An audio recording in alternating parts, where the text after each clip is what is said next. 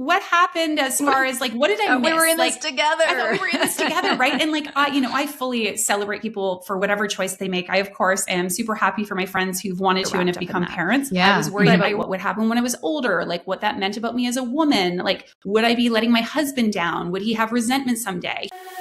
Mwah.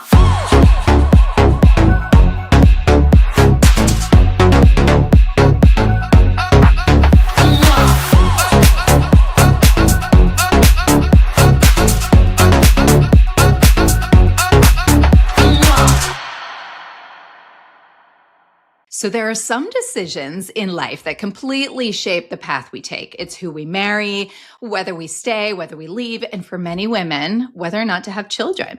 This is such a big and interesting topic. And the interesting thing is that not everyone gets to make that decision under the circumstances that they imagined. So divorce, heartbreak, we talk about this all the time here on From Mrs. to Ms. We talk about loss or simply life taking an unexpected turn and how that can force us to revisit questions that maybe we thought we'd already answered at some point. So today, we are talking about what it really means to choose your own path, to grieve the one you thought you'd had, and, find peace with whatever that looks like. And I couldn't think of a better person to have this conversation with than today's guest. I'm so excited to have Keltie Maguire here with me. I'm going to say hi before I introduce you. Keltie, hi. Oh my gosh. Hi, this was already the best intro anyone has ever made. So keep going. It's so good. It's going to get better. So Keltie is a clarity coach. She helps people decide whether parenthood or a child-free life is right for them. And as a former fence sitter who spent years stuck in uncertainty before ultimately choosing the child-free path, Keltie understands what it's like not to just know and truly believes that a joyful and fulfilled life is possible either way. So now she helps others move from stewing in motherhood ambivalence to confidently pursuing the path that's right for them. And through her coaching, her workshops, her programs, and as host of the Kids or Child-Free podcast, in her free time, you will find her living her best child-free life by hiking in the Alps, with her husband and her dog. She's exploring nearby countries or just enjoying a craft beer at her favorite Munich brewery. Let me get that word right. So we were just catching up on this and learning about Keltie living in Germany. It's such a fun and exciting experience for you. But I'm excited to really dive into this whole child-free path that you've taken and how that affects others in your life, how it affected your life. And for someone who's listening that's on the fence right now, I'm just going to ask you straight up, what would you want them to know before they make one of the biggest decisions of their life? I think understanding your own journey is going to help us answer that. So take us back. You spent years trying to decide whether motherhood was right for you. Oh gosh, years and years. And you know what? Somebody who's on the fence right now and trying to make this decision, I would want them to know that they are not alone in their indecision and ambivalence, because that was like a huge added burden to my decision process, which we can talk about in a moment. That there is a way to make a clear decision that you can feel good about. And my deepest belief is that you can live a really beautiful, meaningful, fulfilled life no matter what you choose. That I know this decision can feel so high stakes. It can feel like this is going to make or break the rest of my life. And if I don't choose right, I'm going to be like, either missing out on the experience of motherhood, which, of course is true if we don't choose or have the, ability to choose or have that path. And likewise, we can have that feeling that if I'm closing the door on my child-free life, that, I'll entirely lose who I am, that I won't be able to have the kind of freedom and independence that's so important to me. And while there are certainly trade-offs with any choice, I really believe and have seen that we can live good lives in so many different ways. So I think that's important for people to know. Yeah, I love that. I love that there's so many different avenues that you're going to take us down to kind of help us understand and get a better feeling about that. So I think it'll help for people to kind of understand your story, right? Yeah. Can you kind of take us back because you spent years trying to decide whether motherhood was right for you? Yes. Right. So can you talk to us about your own indecision about whether to have kids and how you ultimately arrived at where you are now? Yeah, of course. So for context, I'm 44 today, and I had the assumption, probably like many, if not most women, that I would have kids someday. Like it was just sort of a foregone conclusion that is what you do. It is what I saw all the women in my life doing. I really didn't have examples of people who had either chosen or circumstantially ended up without children. Like it seemed, for me, at least in my relatively, small town sort of upbringing, fairly close-knit family, like I didn't have examples of people who had walked another path. And so for me, I wouldn't say I really thought much about motherhood. It wasn't something I dreamed about or had any sort of like big aspirations around, if you will. But let's say this, it was always a someday thing, a someday problem to solve too. Like I'll figure it out when the time's right later. Now, I met my husband when I was 27, and I would say very early in our relationship, I felt like this is the person that I hope to spend my life with, that, I see a long future with. And there was never any question as to whether he would be a wonderful father, and that I never felt like this wouldn't be the person that I would do this with. It was just like that would be the thing that we would do. Now, alongside that, of course, a lot of my friends in their late 20s, early 30s, they started, getting married, having children. And for me, it always felt like something I just wasn't ready to do yet. And, I hear from a lot of mothers that, and I think in general, this idea of readiness is something that on the one hand, we never feel fully ready for it. I don't know if I can define a word with the same word, but like never feel ready to be ready. And at the same time, like it just, anytime I thought about this, every time we discussed it, it was always like later, later, later. I'm not sure at what point it really occurred to me that I had a decision. I mean, of course, intellectually I understood that I could choose not to, but it didn't feel like a valid path for me to take. And I can remember talking with friends of mine, again, probably in my like late 20s, early 30s, saying like, I'm not really so sure. I don't know if I'd want to be a mom, if that's an experience that I would enjoy. Like I have all these reservations. And most of the women I spoke with would say like, yeah, totally. I get it. Me too. I mean, of course, there were exceptions. I had friends who also had dreamt about this for a long time, being a mom. But anytime I felt like there was somebody who understood where I was coming from, what would usually happen is within a period of months or years, the pregnancy announcement would come, the baby would arrive, and I'd always be left thinking like, what happened as far as like, what did I miss? We were in this together. I thought we were in this together, right? And like, I fully celebrate people for whatever choice they make. I, of course, am super happy for my friends who've wanted to and have become parents. But I always remember just feeling like, what is wrong with me? Like, I will say I internalized this idea of being like a bad woman, that I felt very unfeminine, that I felt like there must be something broken. I wondered if it was like, is this a hormonal deficiency? Is it because of something in my upbringing? There was nothing I could really pinpoint, but essentially I got so sort of wound up about this. And I say I was on the fence for a long time, but in a way I wasn't really actively doing anything about it. I was just sort of like, should we have kids? I don't know. Like, I remember I went off the birth control at one point because I thought, okay, well, let's see if I can ovulate. And we weren't actively trying to have a child, or even accidentally trying. Like, it was like we were still using contraception, but it was kind of like that was the next thing. I thought, okay, we're going to do this. And I finally sort of just put a hold on things. I thought, you know what, I'm just going to wait and see how I'm feeling. I'm going to wait until I'm 35. This felt like a magic number that I hear from a lot of women, because of course we hear that like our fertility starts to rapidly decline at the age of 35. Of course, there's some truth and there's some lies in that. But, this felt like the big magic number for me. And of course, 32, 33, 34 came and went. And actually around the time I turned 35 would have been when we made the decision to move to Germany. Now, I still had it in the back of my head that perhaps we would move to Germany for a year or so. Maybe we would try and have a child. We would move back home so I'd have the support of my family and everything like that. But the more I grappled with it and the more resistance I felt and the more mixed up I got, I really realized like this was not something that was just going to show up for me. It felt like that was most people's experience. Like, people say like, don't worry, you'll just know. But me waiting around and trying to bide my time or buy my time, both, I'll pay anything. It wasn't helping. And so I want to say probably within about 6 to 12 months of us moving to Germany. And I will say like something nice about starting fresh in a way in a new place is it really gives you a chance to ask yourself the big questions in life and be like, what do I want? Like, what kind of future am I building here? And at that point, I was really questioning the idea that, essentially maybe kids weren't for me and that I could say yes to a child-free path, but there was a lot of fear wrapped up in that. I was worried about what would happen when I was older, like what that meant about me as a woman. Like, would I be letting my husband down? Would he have resentment someday? He, by the way, was very ambivalent about this decision and very much said, I was just going to ask that. Yeah. Yeah, I think we can talk about that a bit more after, but like, I think you need to figure out what's right for you. But in summary, I pretty much got to a point where I said, I'm going to have to actively make this decision. I'm going to have to, reflect on this. I'm going to have to really like dig deep and figure out what I want.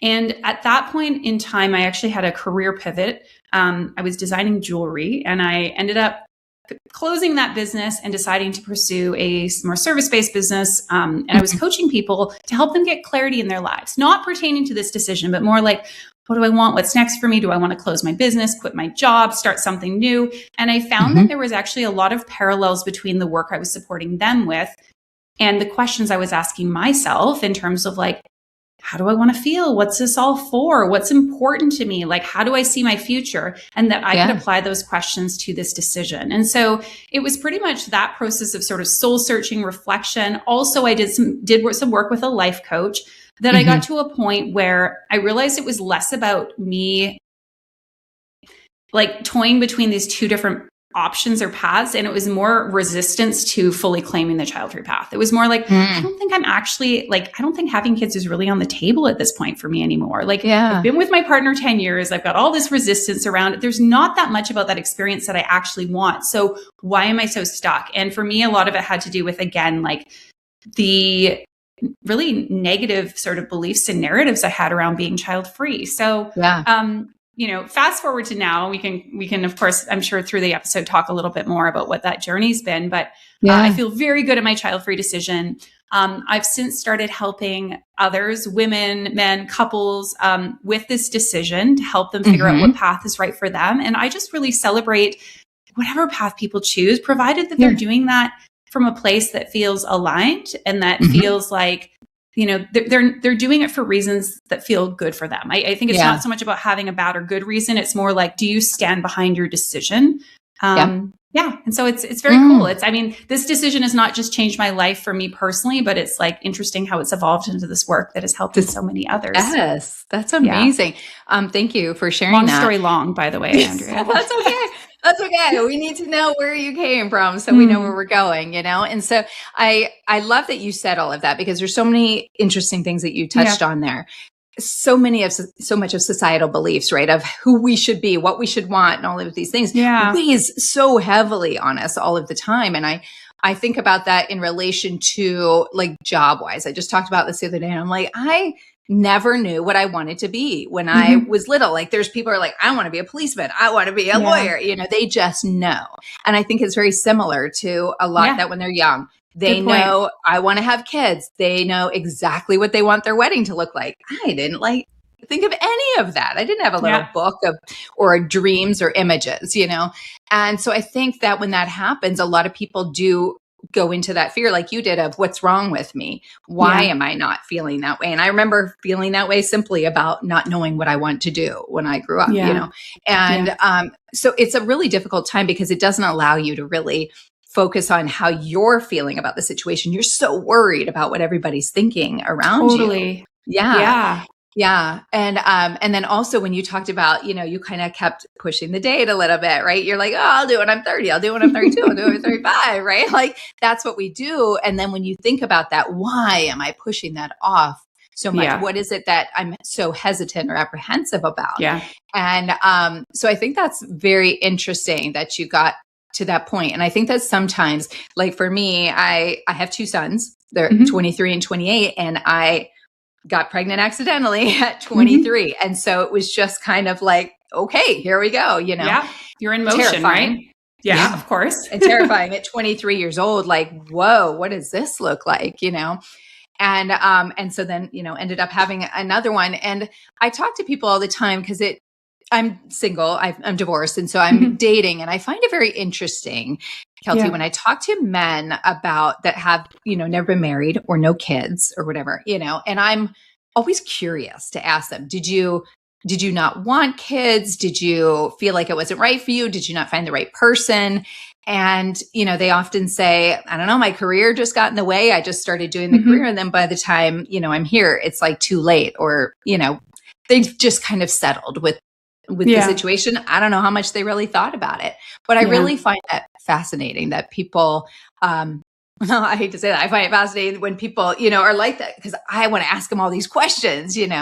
And I also have thought about, and I'm sure you'll maybe answer this or something later about, is that a red flag for some people when a man, not necessarily a woman, but when a man has not had a child? Well, I can do the been married and had kids, because my fear with dating somebody that has not had kids, my own perception is, do they truly know how to love somebody outside of themselves? Right? Like that's the question that I've thought, right or wrong. I mean, I'm sure I'm wrong on that. It's just, I'm looking for an answer. Why,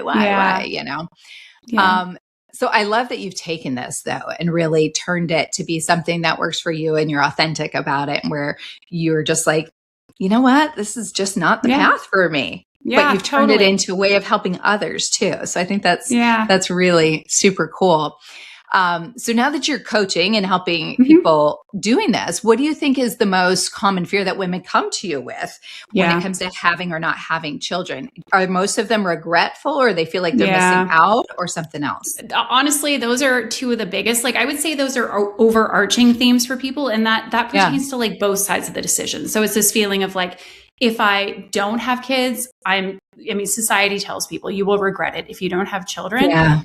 There's a lot more candor and openness about the challenges of having and raising kids, especially, it's always been challenging for women, but of course there's like so much additional pressure and juggle. And we know there's still like largely a big imbalance at home, especially in terms of things like the mental, emotional load and everything like that. So, with that, there's a lot more honesty around motherhood and parenting. And there's even forums, for example, like the Regretting Parenthood Reddit, subreddit.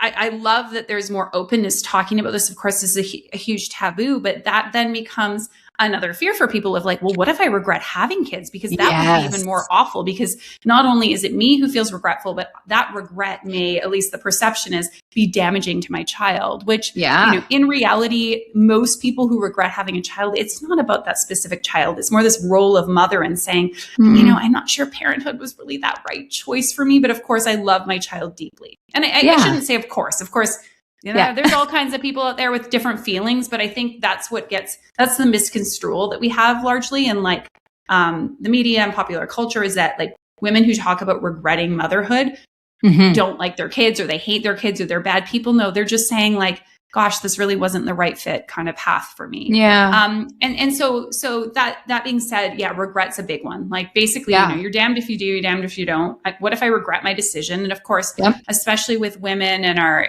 fertility and biological clocks, if you will, there are deadlines, right? So it's like the biggest thing is, what if I regret it when it's too late and I can't change my mind?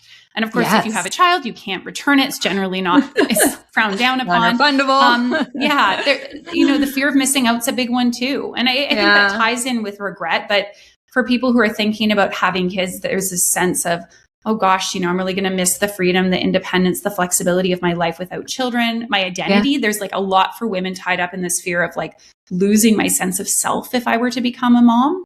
And conversely, thinking about not having kids, well, I'm missing what I am being told is the world's most profound pinnacle human experience. And for me personally, like I've gotten to a place of peace where I'm like, I have no doubt I am missing something super profound and unique. And yet it's weird how we always, like with these two decisions, have to compare or pit one against the other. Like, this one is greater, this one is better, this one is more selfish, this one is more selfless, whatever it might be. Right. Those are some big common ones, but gosh, there's a laundry list for each path that people get really stuck in and have trouble sorting through to figure out what their true feelings are on things. And I think it's really difficult because there is this timeline attached to it. Right on top of it. So it's like when you're making these decisions, you're constantly having to think about our biological clock that's running out, the timing of everything. And then when you do get to the point of no return, that's when I would think that most it would come, kind of creep in of like, Oh, I never did that. Right. Because I can relate that to a lot of things we say we're going to do when we're younger. And then as we get older, we're like, well, my body I can't do that physically anymore, So I think that's a really tough place to be. So yeah, interesting. And a lot of my listeners are, mostly midlife. So they're not really making this, we're not talking to people that are mostly making this decision in their 30s, right? These are ones that have been divorced and widowed or dating again after heartbreak. And so I'm asking you, how does grief over the life you thought you'd have affect the way people think about having children? I think that's probably so hard. You feel this, something that's just lingering over what should have been or not. Grief plays a role in this decision for many people, whether that's in a small or large way. We might grieve, for example, let's say somebody who even wholeheartedly moves towards the child-free decision, like there is no questions asked and they're just like, nope, having kids isn't for me. They might grieve their relationships with their friends and the fact that those might change either indefinitely or for a period of time through that season, especially of early motherhood. They might grieve the fact that they are not going to have that experience with their own parents of like seeing them as grandparents and having that sort of intergenerational bond or connection. I hear many moms talk about grieving their former selves or a self that maybe felt more carefree or didn't have like the worry and care for another. So of course there's going to be like, and I don't want to like paint those as like insignificant griefs. Those are real, but sometimes of course there's big grief. There's like, I wanted to have kids and I didn't meet that partner, or I wanted to and I wasn't able to, or, my life just hasn't taken, or I had children and I'm not with their father or mother anymore. And like, there's of course unique heartbreak in that as well. And so my recommendation to people, like to be with the grief, of course, getting support with that, but like just allowing yourself to be in the emotions. I think a lot of times we're almost afraid to encounter that and experience it, because what I've found with a lot of people, especially once they've made their decision, is if they allow in any of the tough emotions, they equate that with like, I made the wrong decision or I'm on the wrong path, right? The wrong thing has happened to me. Like if I say like, gosh, I'm really experiencing grief that I'm not sharing this special intergenerational bond with my mother like she had with her mother and with her grandmother, that means I should have had kids. And what I've learned for myself and with my clients is like, I can feel sadness and I can like let that grief move through me, however that looks. And that doesn't mean this is the wrong path. It just means that it's hard. And, I tell people like, no matter what you choose or no matter what path you end up on, you're not going to be immune to heartache and grief and frustration and regret. Even it's funny how we characterize regret as like this permanent state, but why can't regret just be an emotional state like anything else? Yeah, like I'm grieving my marriage now that it ended. Just like I regret, maybe a certain aspect of my decision. It doesn't mean that the whole thing is terrible forevermore. So yeah, grief plays a big role and it can be tough to contend with. Oh my gosh, for sure. And do you find most people that come to you for help, are they hoping that you'll give them the answer? Or are they like coming, like they're like, oh, I got to talk to somebody and she's going to make me feel better about my decision, or the other way around, or like help push me towards something? Or are they usually just coming to you to like talk it through? Well, I mean, I work with smart people, so they recognize I can't give them the answer. No, I mean they recognize I can't give them the answer, but they sure say they would like it. I've had people ask me like, can you sort of intuit what people are going to choose? And I think I have an ability to, of course, like have a 360-degree view of people in a way that they may not always be able to, or like make observations or hold up a mirror to their own sort of like feelings and experiences. But I mean, I think a lot of the ways that people approach this decision is if there's already a decision or an answer written in stone, right? Like the idea, even if I had somebody on a call yesterday, like, do you think my behavior, feeling or saying XYZ, is that a sign that I want kids or don't want kids? I'm like, well, I don't know, but asking if it's a sign, it almost makes the implication that there's something that already exists. Like there's a pre-written decision. And while that, and you're just waiting for that to confirm, or like to discover it. It's like buried treasure, whereas it's more like almost like, can we like build our own treasure? Like what, like take more of a hand in creating the life that we want for ourselves, even if that life that we want may not be what our first choice was. It may not be and I think like, I want to just speak to somebody who I've had on the podcast who she really wanted to have children. She had subsequent pregnancy losses. She, her name is Carrie Houskins, and she had her daughter was stillborn. She ultimately came to a point where the decision was essentially made and circumstances dictated, like she could not have children, her and her husband. She really, it's incredible to see the beautiful life she has and continues to create for herself, and her attitude, despite the fact that she still has mourning and grief, associated with these losses from many years ago. She every day is looking to like create these moments of beauty and to like really look at like, it's like this question of like, what's within my control here? We can't control everything, but like, what about the path I'm on or the path I'm chosen? Do I have some sense of agency or the ability to sort of maneuver? Because we're not going to like every path we ultimately choose or end up on, but I think we need to, while respecting the grief, allowing ourselves to mourn the path not chosen or the path that didn't happen, also not allow that to become like our life story forevermore. I'm curious, maybe there's some parallels with like some of the women that you speak with, even around this topic of like divorce, right? Of course. Yeah.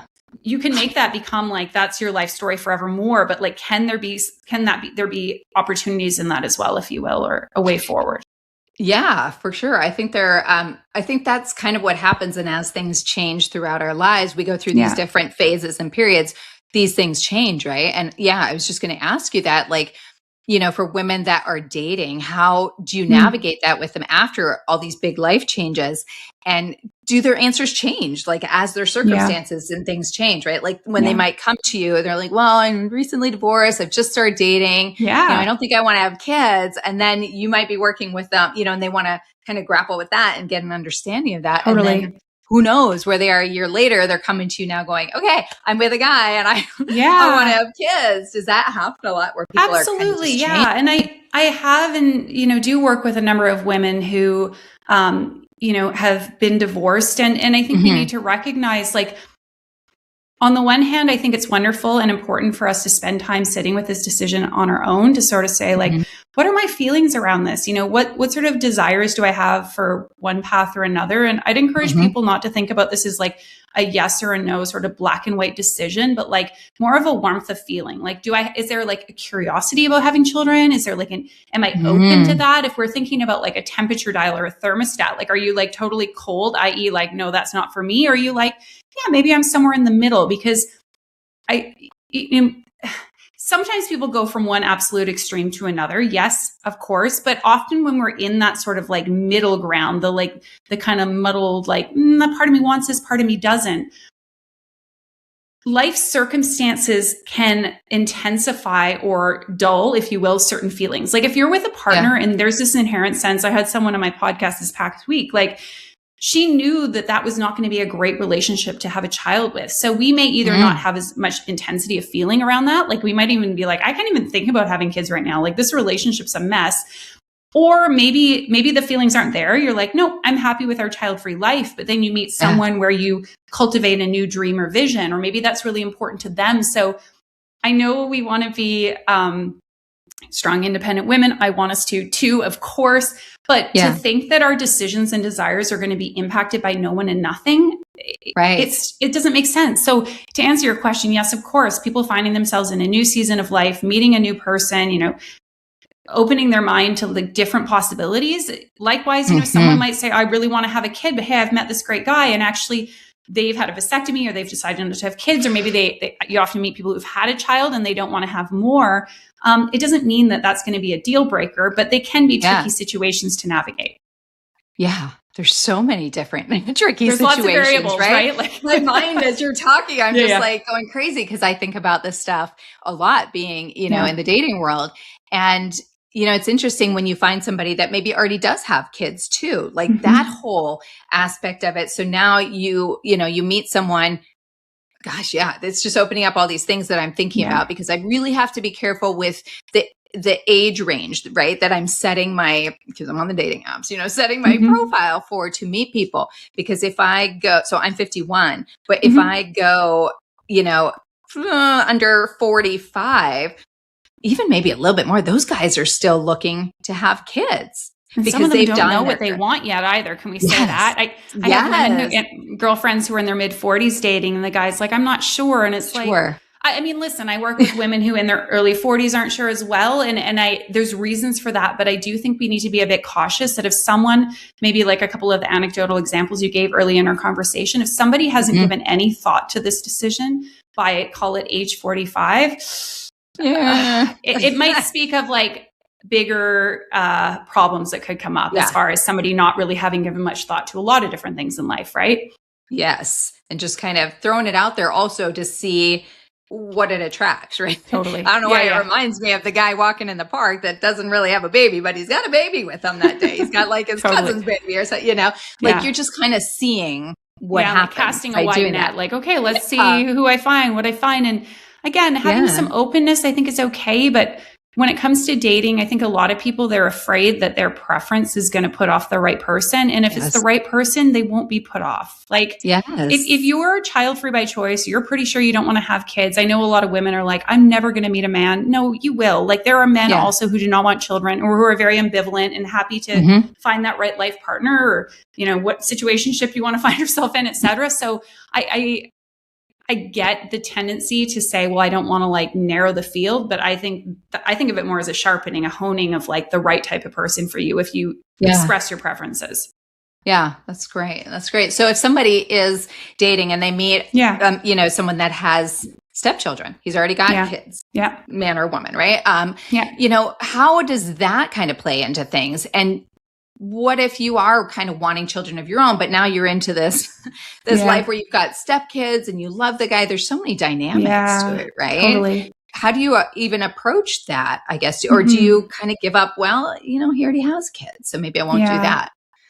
What do you think on that? I know we can't always help who we meet, the timing of when we meet someone. I'm sure there's people who think, well, I just want to like go have some casual dates, meet some people, and boom, next thing you know, they meet the love of their life, and they're thinking, oh, okay, this is not like an optimal fit maybe for these various reasons. I would say though, like if somebody's dating, first of all, of course, thinking about what is the intention of like what kind of person am I hoping to meet? What kind of relationship am I looking for? Yes. I do think I don't want to imply that you have to have everything all figured out before meeting a partner, but I do think, if you're in your mid to late 30s, 40s and beyond, like you ideally want to have at least given some consideration to this decision before you're going to meet a serious partner. Now, in terms of whether that person has kids or not, again, like, am I open to that? Like maybe the ideal is they don't, and we would have a family together. Maybe there's an openness to them having children. Like I know girlfriends who've dated and said like, I don't want to date a stepdad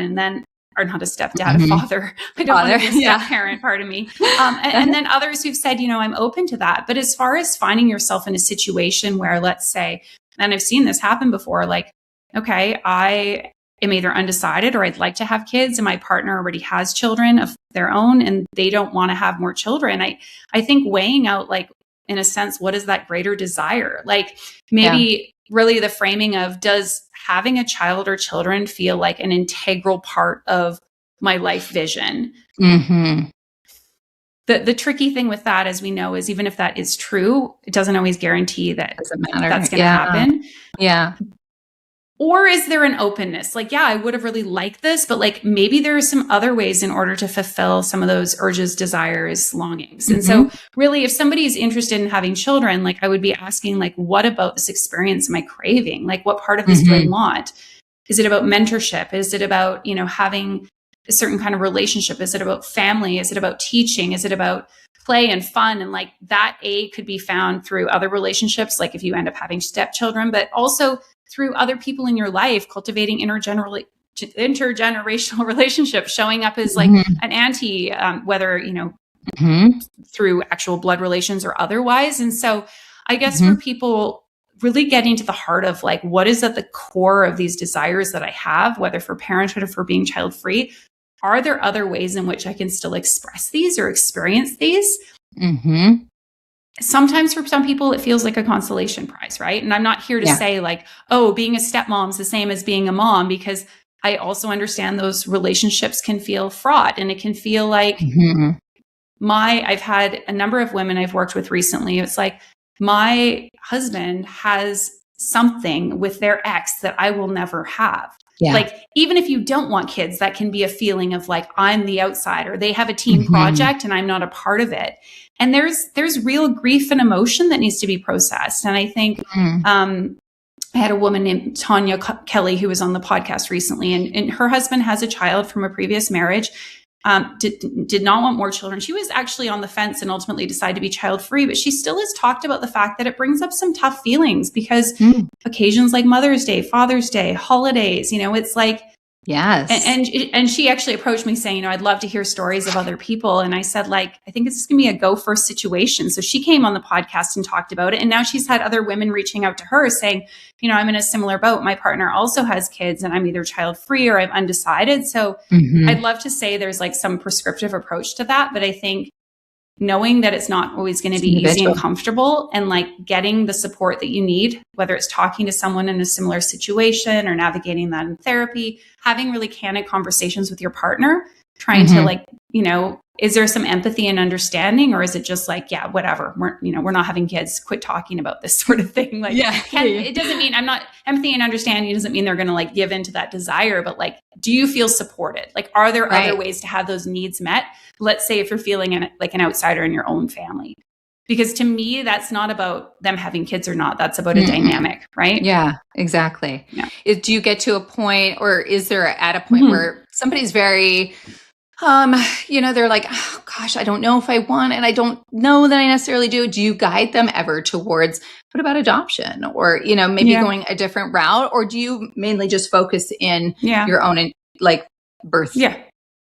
I mean, adoption and pregnancy and having children through, any means for that matter, it's very much something that I discuss with clients. And I think, where that maybe comes more into play for some people is going to be if, like, usually there's already something in the picture that's making them consider adoption, for example, or surrogacy, or, if we look at queer couples, of course, there's like, it's not as straightforward to have a child. Sure. And so that can sometimes be something that can be explored. It's like, if there's really a part of motherhood or having children that they like either have a lot of fear around, or there's an inability, let's say through like for medical reasons and stuff. So it's like, I would say, yes, I talk to and support couples who are having children through different means. But I would say if they're unsure, typically bringing in like an additional option of like, have a kid this way, it might be an interesting thought experiment for someone. Even like if they're like, oh, well, I would consider adopting, I would be like, okay, what about that feels more palatable to you than having your own child? Like, because that might get to the root of some of the things that are holding them back. But typically the how, if you will, it's coming a little bit later down the road. First, it's more like, do I want the experience of having and raising a child? Yeah. So if you're with a partner that maybe is just like, you know what, we've been together, and I've already had my kids and you don't have any kids, but I am done having kids at this point, right? How do you guide them or show them the difference between compromising, right? Or just giving up something that they'll truly regret? Because I'm sure people, we all compromise a little bit, but that's a big compromise, right? Yeah, absolutely. So is that kind of where some people come to you and like, I don't know what to do here, because I really do want kids, but I really love this person and want to, and I see a life with them in the future. Where do I find that middle ground? Does that happen? Yeah. And I would say, in a situation like that, it's like, it might be about seeing like, can we cultivate sort of an openness to the child-free path? Like, what would that life with your partner need to look like for you to feel good about it, or for you to feel better about it? It's not, I'm not in the business of changing people's minds, right? Like in this case, in this case of like saying, well, like, you should not have kids and stay with your partner, but really like, sometimes things in the relationship are really wonderful. There's like this very much this shared life vision. Everything is like super awesome. And I think for people exploring the possibility of like, okay, are there other ways of getting some of your needs met when it concerns, having kids? Are there other, do you want to invest more into like the family or like community, or showing up as a stepmom, or whatever those things might be?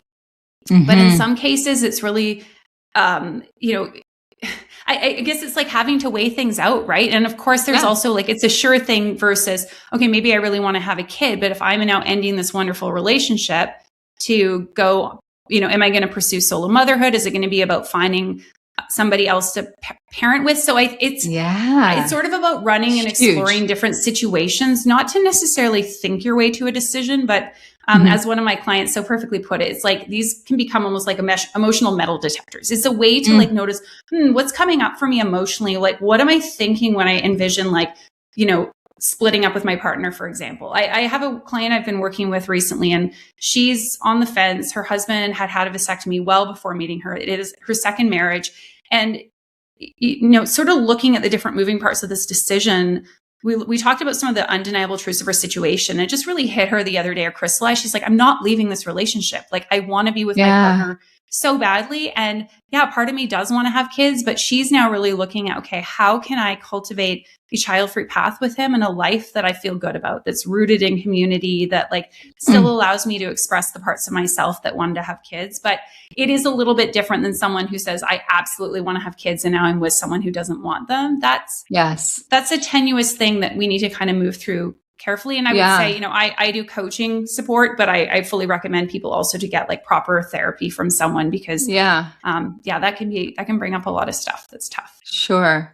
And with dating, how soon do you think we should be asking? Like, I can't imagine, my first couple of days. Well, I should say, okay, on the profiles, a lot of times they'll say whether they want children or not. But like we said, sometimes they just throw stuff out there to see what sticks, But how soon would you say maybe people should be asking that question? Have you had a vasectomy? Do you want more kids? Do you want kids at all? Is that something early on? I think it depends. Again, like, what are you dating for? If you're like, I'm dating to meet like my life partner, then I think within a few dates, all of us being adults here should be reasonable. I don't know if it necessarily needs to be the first conversation you have. And it might be, right? For some people, it's really like, this is like my focus. I want to make sure that I'm only dating people who are child-free by choice like me, or people who want to have kids, or people who are open to having kids or more kids. If you're like, I don't want to waste my time with people otherwise, then hey, maybe that's a qualifying question. But I also think it's like, it almost is like you want to get, I think, at least a little bit of sense of person before you're going to bring these bigger questions in. But, you're the expert in the dating realm. Yeah, I feel like I think you can like develop. I mean, within a few conversations, my husband and I were having like pretty big like life conversations, if you will, like him saying like, I'm planning to move back to Germany at some point. And it's like, it's not like he's asking for the commitment for me to like move with him. Just like after 4 dates, you're not necessarily going to say, let's have kids together or not. But like, you also don't want to have that conversation 6 months in, I don't think. Especially, again, we're not talking about being like 21 or something, right? Like, it's like, you're talking about women who are like probably pretty clear on quite a few things in their life by this point. They want. Yeah, absolutely. They know what they want, at least on that front. Yeah. We hope. So for women who are listening, who are maybe divorced, or they're in their 40s or 50s, like we talked about, midlife, maybe she's single, maybe she's dating, and maybe motherhood just didn't happen the way she expected. Like, what would you want her to know? What would you say to that person listening right now? Like, it's okay to grieve and to like mourn the life that you didn't have, and what that looks like is going to be unique, but like, don't be afraid to, I think sometimes by like shedding those layers of grief, even if it's something, we might be like, well, it's okay. And it wasn't like a huge, like, it's easy to like sort of tamper down or like subdue those feelings if perhaps we hadn't like tried to have children, or had like many pregnancy losses. Like, maybe if it just didn't happen, we might not feel like we deserve to grieve that, right? Like the it just didn't happen sort of scenarios. So I think sitting with and processing whatever's coming up. And it might be like, actually, this is okay. Maybe it wouldn't have been my first choice, but life's okay. So I think allowing yourself to like sit with and just observe what's coming up, bad and good, right? It's probably going to be a mix. It might be like, actually, I have, some women talk about like, I really want to have kids. And I actually have a number of girlfriends who did not meet partners by the time, they would have had children. And as time went on, they've actually like, what, this is good. I'm like, I feel good about my decision not to have children. And likely they weren't in a position of having wanted them a lot in the first place, right? But they moved from a place of ambivalence to like solidifying them for themselves. If it's something you're struggling with, like, to know that there is support, there are support groups in the form of, whether women who had wanted to have kids but weren't able to. Like, it's interesting, actually. I say there's support, but there is a lot of conversation around people who were unable to have kids, but tried. Yeah. I'd be curious. And I'm like, now I'm going to have to go on a little bit of a like down the rabbit hole hunt to see what I find. But people who like that didn't happen for them. But knowing there are, even amongst like, it may not feel like it was so much by choice, but like there are child-free communities. I think some of them can get a bad rap, but there's amongst some of the better ones, like I'm going to just shout out, like We Are Childfree is a big global community of people without children. They do like wonderful profiles online. They have meetups sometimes. They have a lovely podcast. They're very much like, hey, if you don't have kids, like you are very welcome here, however you arrive here. And so I think finding community of people who are maybe similar to yourself, who maybe have found themselves in a similar place of life, even if it wasn't by choice.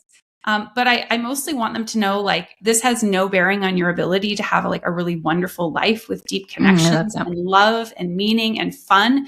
And my thought is at a certain point, yes, we can acknowledge the grief, but we need to also live our lives focusing on what is rather than what if.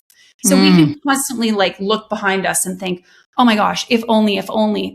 The if only situation, we are always going to paint the grass as greener, right? We're always going to picture this perfect, idyllic life with this wonderful, precious child, with this perfect partner.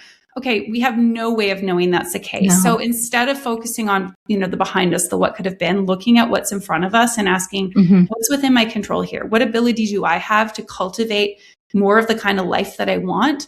If you're listening to this podcast, regardless of your lot in life, you have a degree of agency and privilege to be able to create a beautiful life. So I'd say get focused on that. Work with the ingredients you have. You might not have all the ingredients in the kitchen, but you can still make a beautiful cake. Oh, that's perfect. I love that. Yeah. I can't help but, that was such a good one.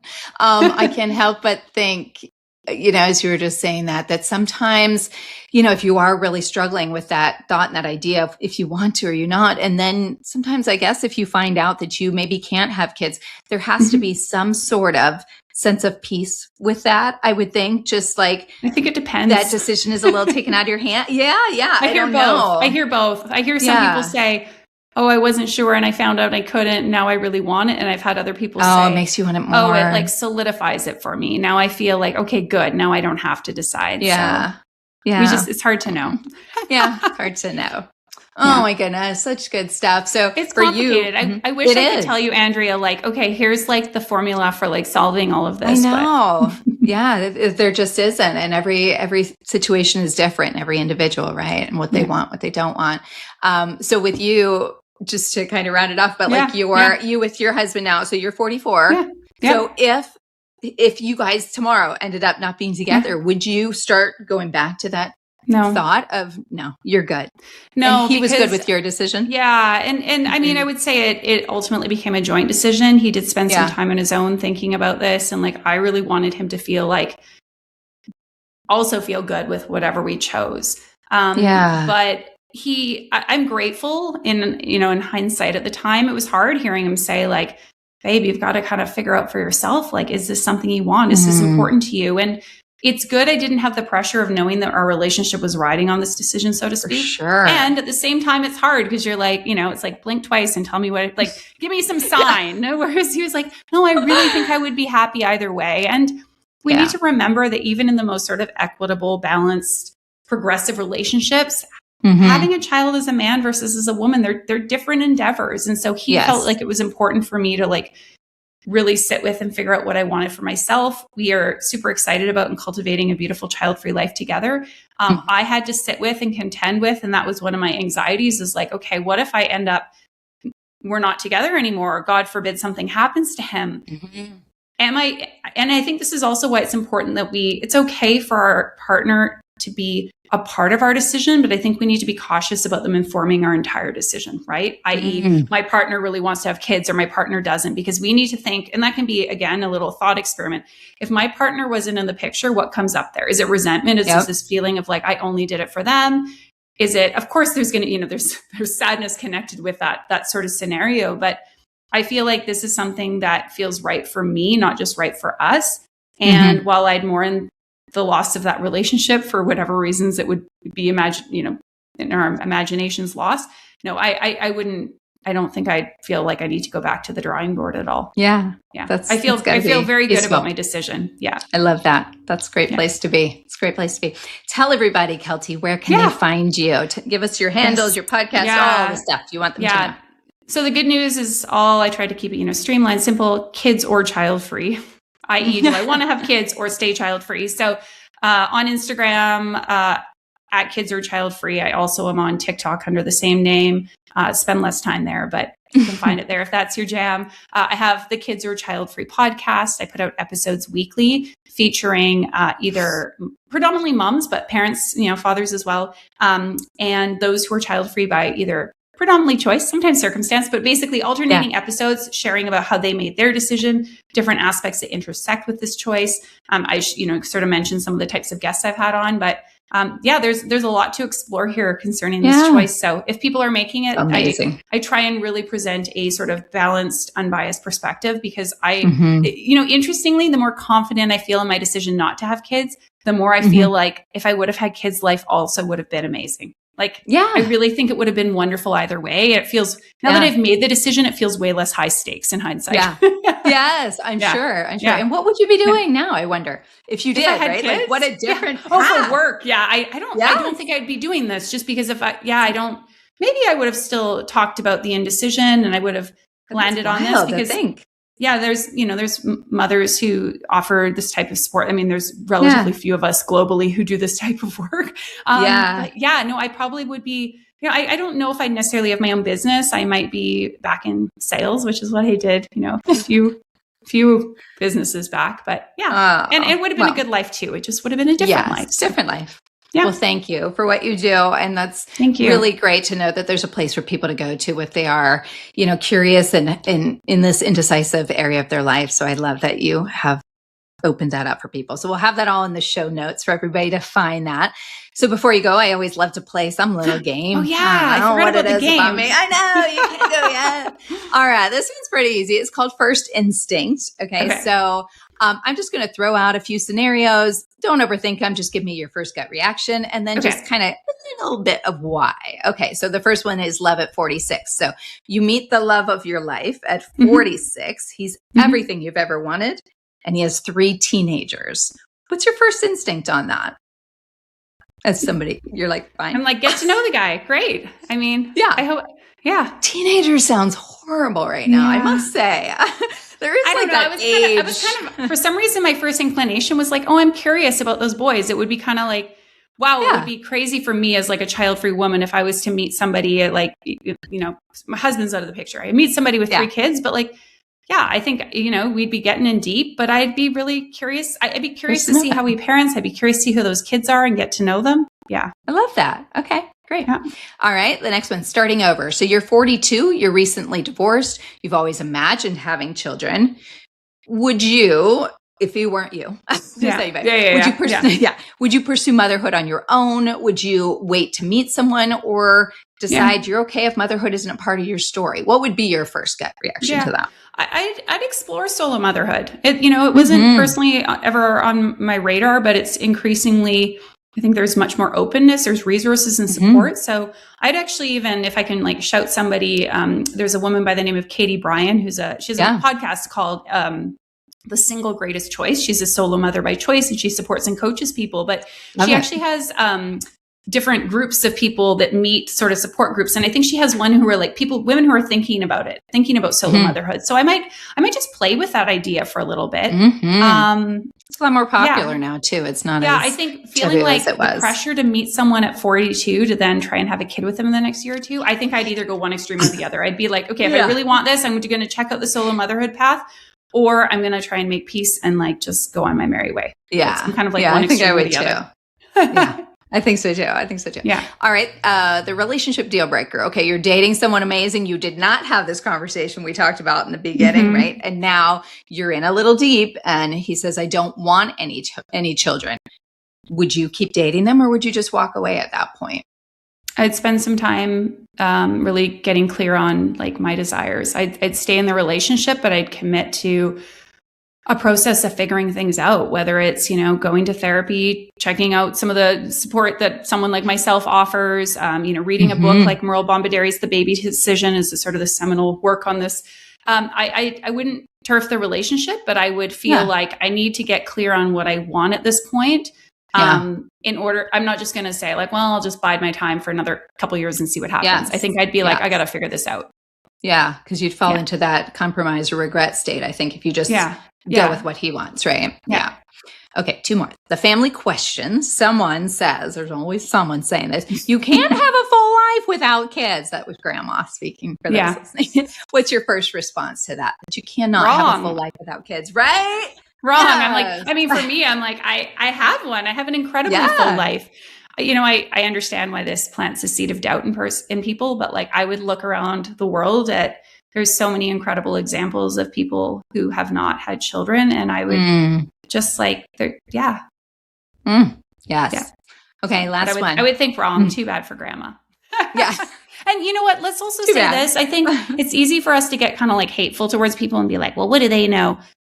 For her, that was her experience. Her full life involved having children. And for me, it might look like something else. So I would be and wonderful for you and maybe not for me. Maybe not for me. And such a different era. I mean, back in the day, that's what women did, right? Like they weren't doing all of the things that women are doing now. So so different. Yes. Yes. Okay. Last one.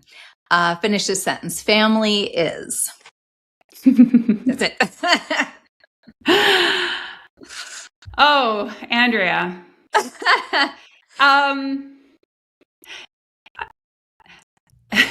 It's funny because the word that came to my mind is everything. And I have a backstory, which is my mother always said that. And my mom has been very supportive of my decision. And she came on the podcast and she said that, but it brought up a lot of stuff for me because it begs the question of what's family. Family. I think the second word to follow was family is important. And I think family is important, very important.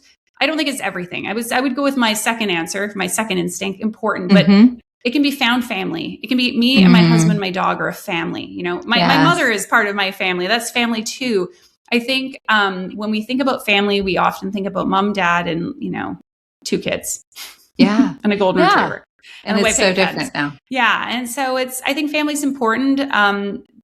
But I think a lot of times when I think about this family is everything sort of notion, it discounts often other important relationships in our life and says like, no, only these things, the children I created, the bonds that I'm in, like marriage, those are the only things that count. And I think it does a real disservice to all kinds of other families. So yeah.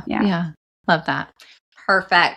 Oh, you answered it all so beautifully as I knew you would. My instinctual answer was to laugh. I thought, oh no, not this. But these are like these sort of societal, like I don't want to say tropes, but like we hear all these, right? Like these are sentences we often hear completed a certain way. So family is different things to different people could have been a great answer, but that's not the one that was on the tip of my brain. So you went with your instinct. I love it. That's what I wanted. So that's great. Thank you so much for playing along. Thank you. All right. To all the listeners out there, if this conversation resonated with you and you feel like you need to talk about this, maybe you are in a situation where you are at a crossroad. What do I do? Do I get out of this relationship or do I give up what I've always dreamed of? Or you're just looking for a little help to move on and kind of get over mourning that decision that you've made. Check out Keltie's stuff. She has so much great stuff. I'll have all of it in the show notes for you guys to check that out. So thank you so much for joining me and going over that conversation. I don't think I've really had this conversation before about kids because I'm always, like dating, right? Like it feels like it's such a different realm than having kids, but it's so tied together. Yeah. It's really not. So I love that you came on and shared all of that with us. To you guys listening out there, don't forget, you can find me on Instagram, TikTok at from.mrs.2.ms. Shoot me an email at fromMrs.to.ms.podcast@gmail.com. You can find all of this on YouTube as well. You can check us out as we're having this conversation. And don't forget to like, follow, and subscribe. Thank you, Keltie, for joining me. It was lovely having you. Yeah, lots of fun. Thank you. Yes. All right, you guys, take care. We'll see you next week. Bye-bye.